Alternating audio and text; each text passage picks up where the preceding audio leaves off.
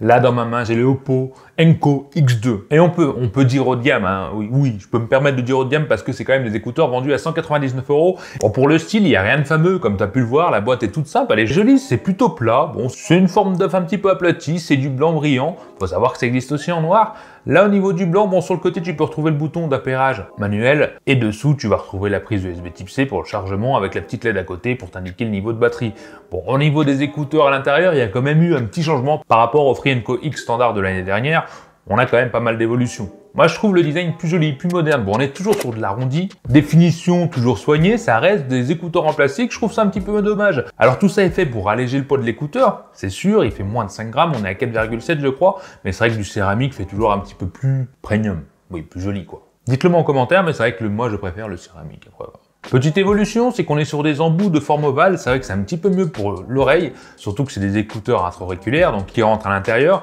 Et c'est vrai que la forme ovale est plus adaptée, bon, tu verras par la suite par rapport au maintien. Surtout que tu auras plusieurs embouts fournis dans la boîte. Alors, il faut savoir que ces embouts ont une particularité, c'est qu'ils sont antibactériens. Alors, je peux pas te dire comment ils fonctionnent. C'est une matière qui permet peut-être aux microbes de se détacher. Et pareil pour tout ce qui est de tous ceux qui produisent beaucoup de cire, un peu comme moi, pour pas que ça soit accroché, en tout cas que ça reste à peu près propre ou facile à nettoyer. Venons-en tout de suite aux faits, aux trucs qui me font kiffer sur ces haut-parleurs-là, sur ces écouteurs, pardon, c'est le réglage. Le réglage, quand tu as un téléphone Oppo, c'est magique, Oppo, OnePlus ou Realme, tu as juste à les ouvrir, ils vont s'appairer automatiquement et tu auras tous les réglages dans le Bluetooth, c'est extrêmement simple. À savoir que tu as aussi l'application pour ceux qui ont d'autres téléphones, hein, comme iPhone, etc., qui se nomme Hey Melody, je crois bien. Bon, j'aurai mis les liens en description. Et honnêtement, ces options, elles sont complètement dingues. Déjà, tu as l'option pour savoir si tu as mis les bons embouts. C'est-à-dire que tu vas installer tes écouteurs dans tes oreilles et cliquer sur cette option qui va te permettre de dire, bah, change d'embout, mes plus gros, mes plus petits. Voilà, ça te dit tout simplement si tu as fait le bon choix. Tu as l'option son d'or. Bon, c'était déjà dans la version avant, même sur les Free. Et ça va tout simplement régler le son par rapport à ton appareil auditif. Si tu entends très bien des hautes fréquences, des basses fréquences, ça va te faire des petits sons. Et par rapport à ça, à ton écoute, et bah, ça va régler automatiquement le son et au final faire un son parfait, adapté aux gens. Voilà, ça va régler le son plus fort si tu entends moins des ultra hautes fréquences, etc. Tu m'as compris, hein, je sais pas comment expliquer ça clairement ou simplement. J'avais kiffé l'année dernière, je kiffe toujours cette année. Mais avant de te parler du reste, des options que je trouve complètement dingues sur ces écouteurs, on va quand même parler du confort. Parce que normalement, à ce prix-là, on aime bien avoir des écouteurs confortables. Je te l'ai déjà dit, on est sur un poids ultra léger. Bon, niveau du confort, c'est très bien, on les sent à peine, ça reste de l'intra-auriculaire, tu vas les sentir, mais c'est vrai que l'embout ovale permet d'avoir moins de gênance, en tout cas pour moi, avec des écouteurs comme ça. Là où ça n'a pas fait de miracle, c'est par rapport au maintien. Alors oui, ça tient mieux, mais c'est vrai que j'ai les oreilles pas forcément adaptées pour ce genre d'écouteurs. Et en secouant bien la tête, ou si tu veux faire du sport plus extrême, hein, ou qui fait du sport extrême avec ses écouteurs, enfin bref, sache que j'ai réussi à les faire tomber.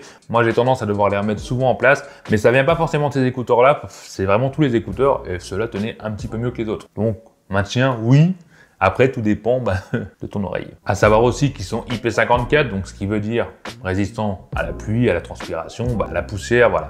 Faut savoir que tu peux zapper les musiques, mais cette fois-ci en pinçant, c'est plus au niveau tactile. Alors c'est pratique, oui et non, ça va dépendre des personnes et de vos goûts. Moi, j'ai eu du mal au début, je dois l'admettre, mais ça fonctionne très bien. Tu passes une fois pour mettre pause, tu passes deux fois pour mettre suivant, et tu passes trois fois pour mettre précédent. Mais ce qui est bien, ce qui est le plus de ces écouteurs par rapport à la concurrence, ça va être le contrôle du volume, parce que tu as juste à faire un geste vers le haut sur le tactile de ton écouteur pour pouvoir monter le volume ou le descendre. Et ça, c'est plutôt rare sur des écouteurs, pareil, sans fil. Donc bravo Oppo pour ça, et merci de l'avoir laissé, parce que c'est une option pour moi qui est primordiale. Mais c'est pas tout, parce qu'il y a quand même des options pas mal. Bon, faut savoir que c'est du Bluetooth 5.2. C'est les dernières normes, ça c'est très bien, mais tu as le multipoint, la multiconnexion, c'est-à-dire que tu peux connecter ces écouteurs, par exemple, à ton smartphone, et en même temps à ton PC. Voilà, et ça va switcher automatiquement. Si tu reçois un appel, ça va se connecter à ton téléphone pour pouvoir répondre et retourner sur ton PC si tu regardes une vidéo. Bon, c'est vraiment très bien, c'est super intuitif, j'adore. Mais retournons aux options du son, parce qu'il y a quand même pas mal d'options, j'en ai parlé un petit peu il y a 2 minutes, mais là c'est ouf. Oui, peut-être pas en fait. Bon, pour les plus connaisseurs, faut savoir qu'on a le codec audio LHDC. Ce qui veut dire en gros, c'est the best. Pour faire simple, ça envoie la musique le moins compressée possible, donc tu auras plus de détails, plus de rapidité, donc qualité sonore améliorée. En général, sur les écouteurs, on est plus sur du AAC, et c'est ce qui lui permet d'avoir l'option Hi-Res Audio. Je crois que c'est ça. Mais le problème, c'est bien beau d'avoir un codec super rapide, super efficace, c'est très très bien, mais c'est surtout sur les Oppo et OnePlus haut de gamme. Tu vas pas trouver ce codec sur les autres smartphones Android, ni même iPhone. Alors oui, tu auras quand même un bon son avec les autres appareils Android. Tu auras du AAC, etc. Bon après, il faudra quand même avoir un lecteur de musique ultra haute définition comme Amazon Music en Ultra HD. Bon après, il faut avoir la musique de cette qualité, il faut le lecteur musique de cette qualité. Bon, ça reste très compliqué, mais sache qu'une fois que tu as tout, le son, c'est juste... En fait, je te le dirai après. Je fais durer le suspense, tu vois, c'est un peu comme un bon feuilleton. Et là, passons au truc qu'Oppo a mis en avant, c'est la réduction de bruit active. C'est-à-dire que ces écouteurs, une fois mis dans les oreilles, sont censés diminuer tout ce qui est du son autour de toi, l'environnement, le train, les enfants, tout ce que tu veux. Et ça, c'est quelque chose de très difficile, hein. Toutes les marques se battent là-dessus et c'est vraiment un truc difficile à faire. Alors tout ce qui est bruit sourd, de métro, train, etc., bon, c'est méga important, c'est méga super efficace, ça fonctionne très bien, mais il y a beaucoup d'autres écouteurs qui le font. Là où tout le monde a du mal, ça va être sur les voix, les aigus, les enfants, tout ce que tu veux, tout ce qui crie.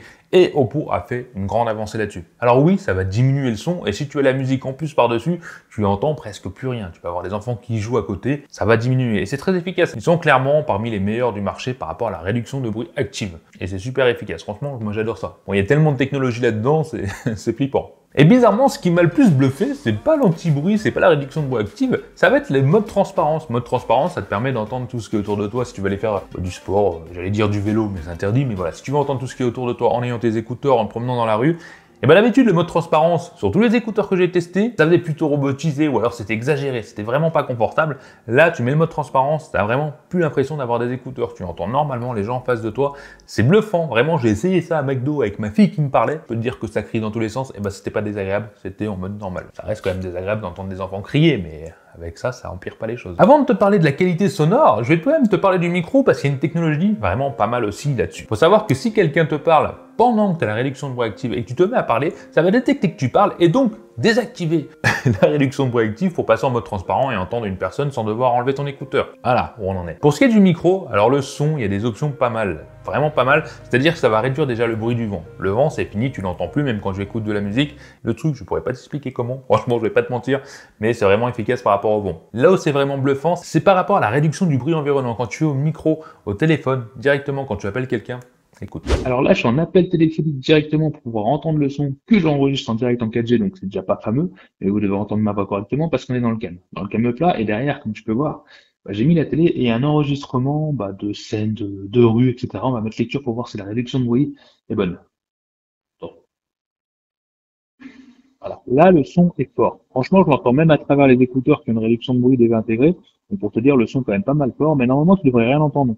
La voix devrait être un petit peu plus robotisée, voire pas terrible, mais en tout cas, on n'entendrait que la voix. Alors oui, franchement, le son n'est pas ouf, le micro est pas ouf. Bon, je suis en réseau 4G, c'est vrai que je captais pas forcément bien, et c'est clairement efficace. Moi, j'ai été bluffé par l'efficacité de ce son du micro. Je suis encore scotché, quoi. Que ça soit pour les jeux ou pour regarder des films, j'ai pas eu de décalage audio, que je l'ai pas ressenti. Comme je l'ai dit au début, on est en partenariat avec Dinojo. Faut savoir qu'à l'intérieur, tu as 2 haut-parleurs intégrés, et ça, c'est ce qui peut changer la donne. Ensuite, dans le côté technique, on a un diaphragme particulier qui a été allégé. Je vais pas aller dans les détails. De toute façon, j'ai pas le niveau pour. Tout ce que j'ai retenu en testant ces écouteurs, c'est la qualité sonore. Vu qu'on a 2 haut-parleurs, c'est simple. Les graves vont faire le travail des graves tout seuls et les aigus et médiums vont être traités par le 2e haut-parleur. Et c'est ce qui fait la différence pour moi. Tu as une qualité ou un détail différent, c'est vraiment pas... Ils viennent pas se marcher dessus. Ils sont tous là, ils sont bien présents et la qualité sonore est excellente. Je l'admets, là j'avoue, c'était très très bon. Le seul défaut qu'on peut lui trouver, oui et non, pour moi c'est pas un défaut parce que vu que tu peux régler avec l'option par rapport à tes oreilles et ton écoute, tu as juste 3 modes. C'est-à-dire que tu auras juste le mode plus de basse, le mode naturel, normal et le mode un peu moins puissant en basse. Voilà. C'est le seul défaut qui n'est pas vraiment un défaut parce que si tu aimes bien trafiquer ton son, bon, tu as plein d'applications qui feront ça et tu pourras le faire directement. À part les personnes super douées qui ont un ouïe particulièrement développé, là c'est vraiment très fort. Oppo, chapeau. Le jeu de mots de merde. Et passons à l'autonomie. L'autonomie, bon, faut déjà savoir qu'on a une recharge USB type C et il est compatible aux recharges sans fil. Aucun problème là-dessus, c'est très bien. Mais l'option de plus, toujours bien, c'est qu'on a l'option de charge inversée. C'est-à-dire que tu vas aller sur un téléphone compatible, le coller dessus et ça va recharger automatiquement, prendre la batterie de ton smartphone pour recharger tes écouteurs. Option qu'on apprécie, qui est toujours le bienvenu. Pour ce qui est de l'autonomie, alors on est parmi les plus hauts du marché. Si tu utilises le son haut de gamme, LHDC du codec, bon, l'autonomie sera moins performante. Si tu utilises le son normal que tout le monde veut utiliser la plupart du temps, tu as une autonomie de 40 heures. 40 heures avec le boîtier. Clairement, au niveau de l'autonomie, c'est très bon.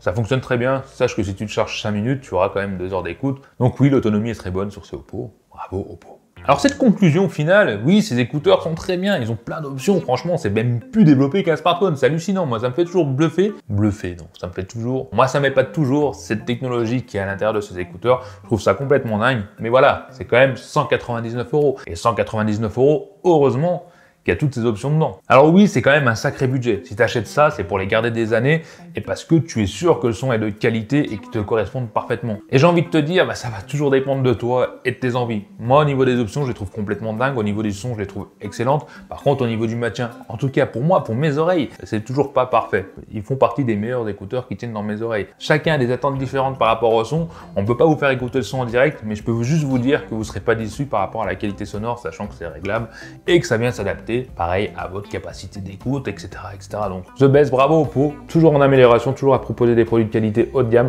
Je les aime, oui. Bon, avec un peu de chance, le prix aura baissé. Toujours pareil, les liens en description. N'hésitez pas à mettre ce pouce vers le haut si vous aimez la vidéo, à vous abonner, c'est méga important, là juste en dessous, et la cloche de notification. Et on se dit à la prochaine vidéo, les Tukimanchiens. Allez, bye. Allez, à vous, t'as aimé la vidéo. Lâche-moi un petit commentaire en dessous pour me dire ce que t'en penses. Abonne-toi, sinon tu seras marabouté par les yeux de Tukimanchien toute ta vie. Viens vite me rejoindre sur les réseaux sociaux et mate ma dernière vidéo juste ici. Allez, je compte sur toi pour la prochaine vidéo. Bye bye.